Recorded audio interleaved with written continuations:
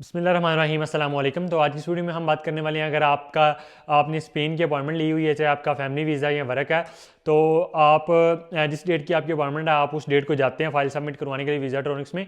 तो आपके डॉक्यूमेंट्स में कोई मिस्टेक है, ट्रांसलेशन में कोई मिसिंग है, या उसके बाद कोई डॉक्यूमेंट एक्सपायर है, इस तरह का कोई इशू होता है आपको, तो क्या आप जब वो ठीक करवा लाते हैं तो क्या आपके वो फाइल सबमिट हो जाएगी उसी अपॉइंटमेंट में, पहली अपॉइंटमेंट के।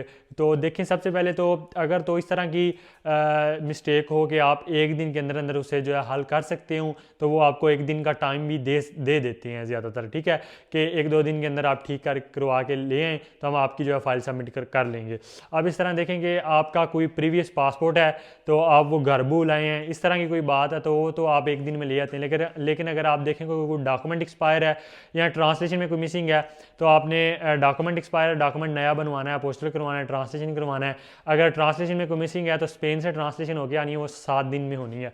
तो मतलब कि कोई भी अगर मिस्टेक इस तरह की बनती है तो आपके तकरीबन कम अज़ कम वो एक वीक से ज़्यादा आपका टाइम लग जाता है उसको ठीक करने में, ठीक है। तो फिर आप उसी अपॉइंटमेंट पे वो आप अपनी फाइल सबमिट नहीं करवा सकते। आपको हर सूरत वो अलग से अपॉइंटमेंट लेनी पड़ती है। फिर बाद में चाहे आपका फैमिली वीज़ा या वर्क है, आपको अलग से ही अपॉइंटमेंट लेनी पड़ती है और फिर जाके आपकी फाइल सबमिट होगी। अगर आप इतने दिन बाद जाते हैं फाइल सबमिट करवाने के लिए, तो वो उसी अपॉइंटमेंट को एक्सेप्ट नहीं करेंगे, आपको कहेंगे कि आप नई अपॉइंटमेंट लेके आएँ। क्योंकि हमारे काफ़ी सारे क्लाइंट के साथ इस तरह हुआ है कि जिनकी फ़ाइल कंप्लीट नहीं होती, कोई इशू आता है तो उनको फिर दोबारा अपॉइंटमेंट लेनी पड़ती है, ठीक है। तो बल्कि एक के साथ इस तरह हुआ था कि उनके पासपोर्ट्स वगैरह वो प्रीवियस वो घर रह गए, फिर उन्होंने एक दिन का टाइम दिया तो अगले दिन वो ले आए तो उनकी फाइल सबमिट होगी। मतलब कि इस तरह का इशू आएगा तो फिर तो हो जाएगी सबमिट।